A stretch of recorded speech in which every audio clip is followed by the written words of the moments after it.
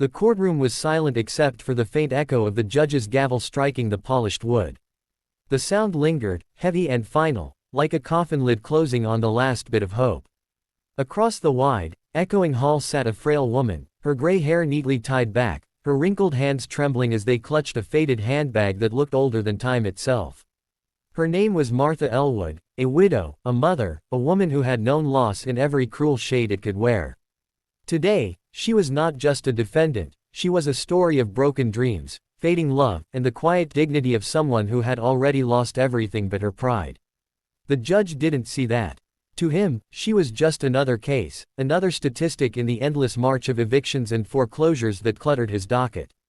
If you believe in kindness, second chances, and the idea that one good deed can change a life, please take a second to like, comment, share, and subscribe to Kindness Vibes, because what happens next will remind you that not all heroes wear badges or suits. Some wear leather jackets, ride roaring engines, and carry hearts larger than the world gives them credit for. The courtroom air felt colder than the marble beneath Martha's shoes. The opposing lawyer, a sharp-tongued man with perfect hair and an expensive suit that screamed arrogance, spoke with rehearsed venom. His words sliced through the silence, accusing her of negligence, irresponsibility, and failure. Every sentence was another wound. Every paper he held up was another nail in the coffin of the home she once shared with her husband, Harold. The judge nodded along with disinterest, occasionally smirking at the plaintiff's remarks. Even the public defender assigned to her case barely looked up from his notes. It was as if the outcome had already been written long before she walked into that room. For Martha, this wasn't just about money. It was about memory. Her house wasn't a structure, it was the living soul of the life she once had. Harold had built that home with his own calloused hands. Every brick, every nail, every creak in the floorboards whispered his name. When he died of a sudden heart attack 3 years ago, the walls became her only company. But grief came with bills, and bills came with collectors who didn't understand, or didn't care, about loss. The hospital drained what little savings they had. The funeral took the rest. When she couldn't keep up with her payments, she pleaded with the bank for mercy. The letters she sent were ignored. The calls went unanswered. Eventually, her mortgage was sold to a corporate conglomerate that wanted the land more than her home. By the time the foreclosure reached court, she was already living in quiet defeat. She'd learned how invisible a person becomes when they have nothing left to offer. Yet fate, in its strange, unseen way, was still weaving a thread she didn't know existed.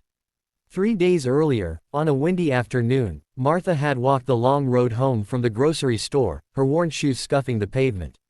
Her purse, old and fragile, slipped from her arm outside a roadside diner. She hadn't noticed, but someone else had. A man sitting outside, leaning against a rumbling Harley, caught sight of it. He was tall, broad-shouldered, tattooed from wrist to neck, his leather vest reading, "Hell's Angels," across the back. People usually avoided men like him, judging the surface, missing the soul beneath. But this man, Ronan, rose from his bike, picked up her purse, and jogged after her. He called out softly, handing it to her with a small nod. She tried to smile, though her eyes were tired and swollen from crying. Ronan looked closer, his brow furrowing. "You okay, ma'am?" he asked quietly. She told him she was fine, though her voice betrayed her. When he gently pressed, the truth spilled out, not in bitterness but in broken fragments. She told him about Harold, the bills, the house, and the court date looming over her like a storm cloud she couldn't escape. She didn't ask him for anything. She didn't expect kindness from a stranger in leather. But Ronan didn't walk away. He listened, he nodded, and before she left, he placed his large, scarred hand over hers and said, "You're not alone anymore, ma'am."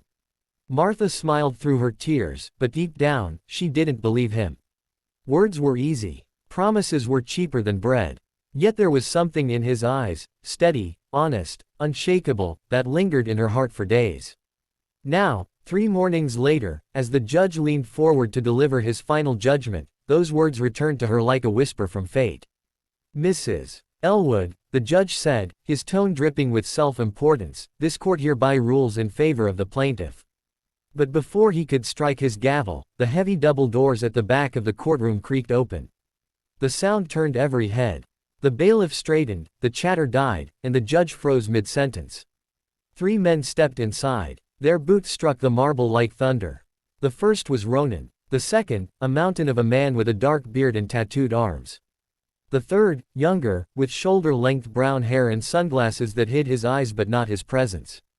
They looked out of place, leather and denim amid polished suits, but their confidence filled the room like fire.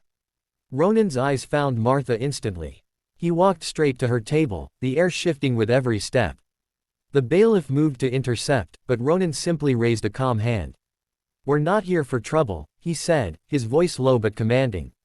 Then he reached into his vest, pulled out an envelope, and placed it on the defense table in front of Martha. "That," he said firmly, turning to face the judge, "is a certified check. Covers everything she owes, the debt, the interest, the court fees.